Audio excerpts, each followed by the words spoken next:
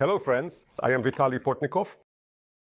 Donald Trump once again calls on Russian President Putin to stop shooting, sit down at the negotiating table, and sign a peace agreement.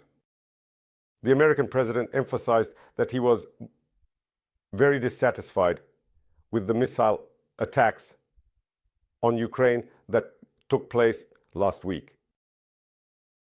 Trump says that he will decide on his stance towards Putin within the next 2 weeks, but he does not clarify whether this means he will withdraw from the peace process, as was previously mentioned, or if he will continue to pressure Russia to strengthen the positions of Ukraine and the United States and force the president of the Russian Federation to agree at least to a ceasefire on the Russian-Ukrainian front.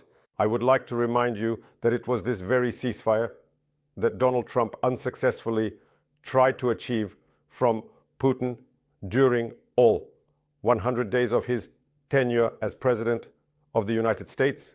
Several times Putin refused him this decision. Now, the Russians continue to insist that they are not against an unconditional ceasefire. However, as Foreign Minister Sergei Lavrov did recently, they immediately set a condition, such as halting the arming of Ukraine during the truce, which of course immediately demonstrates Russia's desire to prepare for a new attack on Ukrainian territories right after the ceasefire might be ended, say, by a decision from the Russian side.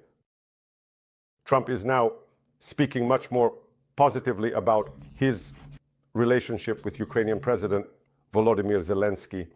After the meeting at the Vatican, he even emphasizes that there were never any bad relations between him and Zelensky, but rather a situation in the Oval Office that supposedly did not evoke any negative emotions from him.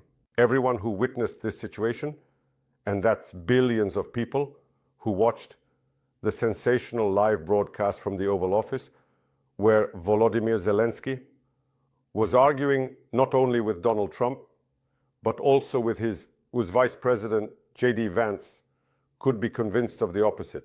However, now, as we understand, Trump has a different political pressure vector.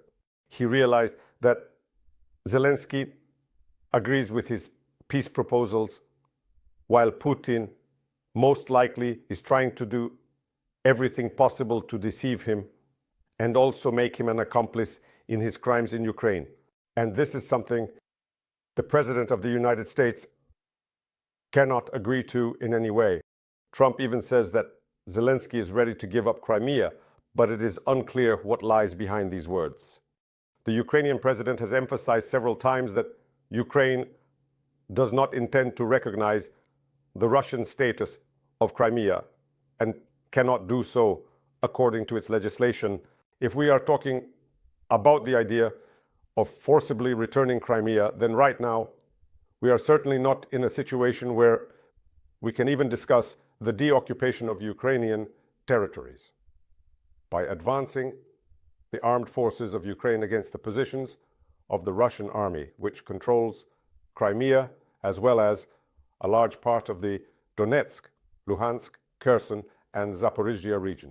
And, of course, this discussion is not so much about war as it is about legal formalities.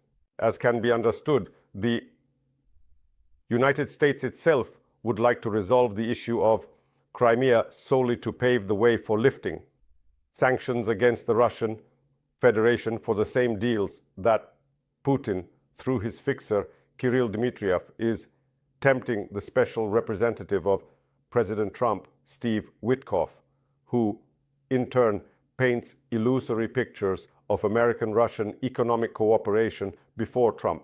But this has no real relation to Ukraine's recognition of Crimea's status. However, the most important issue is not how Donald Trump views Putin, but what real pressure tools the American leader has against the Russian president. It has been explained repeatedly that the sanction tools available to the previous president of the United States, Joseph Biden, are also at Donald Trump's disposal. No less, but also no more.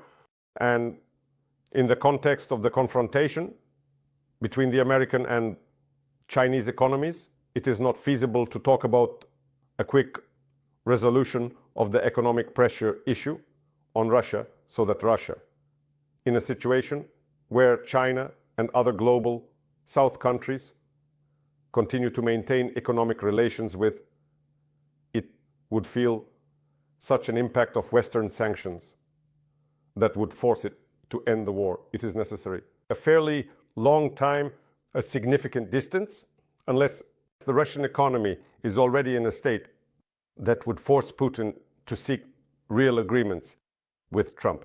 However, to be honest, the Russian president would behave differently in the negotiation process rather than dragging it out.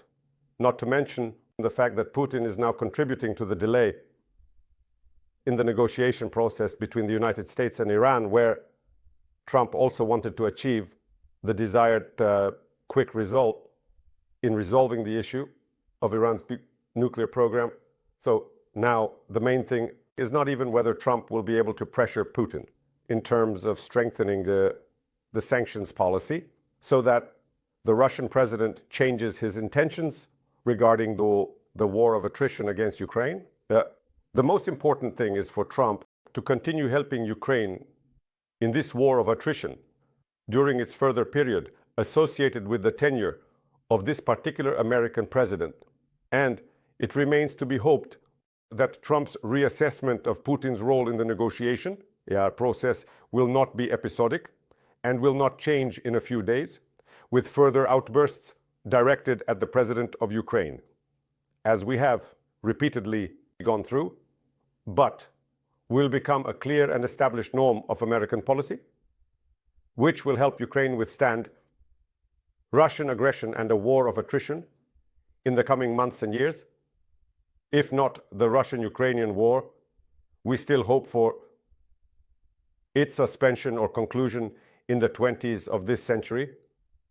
Then the Russian-Ukrainian conflict, which will undoubtedly stretch into the coming decades. Thank you, friends. Stay on this channel. Subscribe to it. Follow my social media, the channels on Patreon, Buy Me a Coffee, and Donatello, which help develop this product. Use the sponsorship feature on YouTube itself. Victory of peace to you.